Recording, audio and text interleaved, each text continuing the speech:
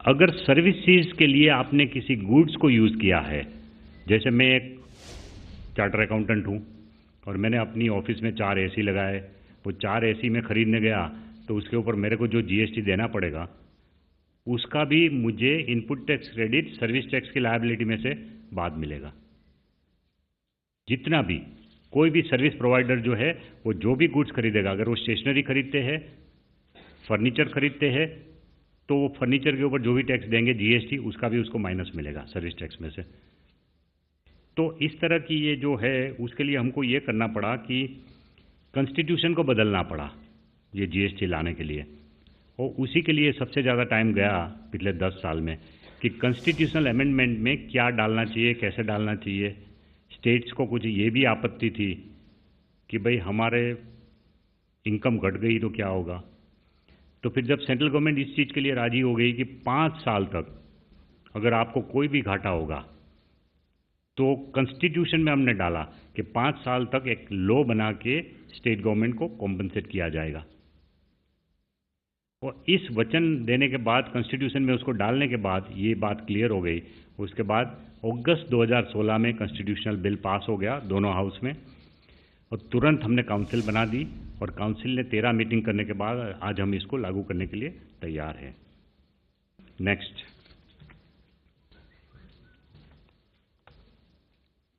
एक simple pictorial representation है कि क्या चीज़ पे कैसे क्या लगेगा। Very simple, state A, state B, state 1, state B, union territory and foreign territory, ये 4 चीज़ें हैं 4 कॉर्नर में, आप देखो इसको, ठीक है। State 1, state 2, union territory and foreign territory.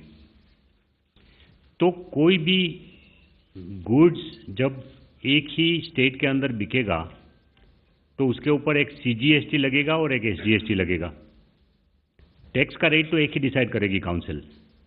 मान लो एक चीज़ है, उसके ऊपर 18% टैक्स का रेट जीएसटी काउंसिल डिसाइड करती है, तो 18 में से 9% ऑटोमेटिकली सीजीएसटी में चला जाएगा, 9% एसजीएसटी में चला जाएगा। अगर 28% रेट है तो 14% स्टेट को चला जाएगा, 14% सेंट्रल को चला जाएगा। सिर्फ नोमेनक्लेचर अलग इसलिए है कि उस हेड में वो जाने से स्टेट और सेंटर को अलग अलग इनकम डायरेक्ट चली जाएगी, इसलिए वो नाम अलग है। बट जो भी रेट होगा वो सिंगल जीएसटी रेट होगा। उसमें से एक पोर्शन जो कि सेंट्रल गवर्नमेंट को जाएगा उसको सीजीएसटी कहलाएगा, और एक पोर्शन जो स्टेट गवर्नमेंट को जाएगा उसको एसजीएसटी कहलाएगा। अगर आप एक स्टेट में से दूसरी स्टेट में अगर माल ले जा रहे हैं तो फिर आपको आईजीएसटी देना पड़ेगा। What is IGST? Integrated goods and services tax. It is nothing else but it is a total of CGST plus SGST. उतना ही रेट होगा। जैसे मैं suppose there is an item on which 18% rate of CGST plus SGST is there, तो 18% ही IGST होगा, उतना ही rate होगा।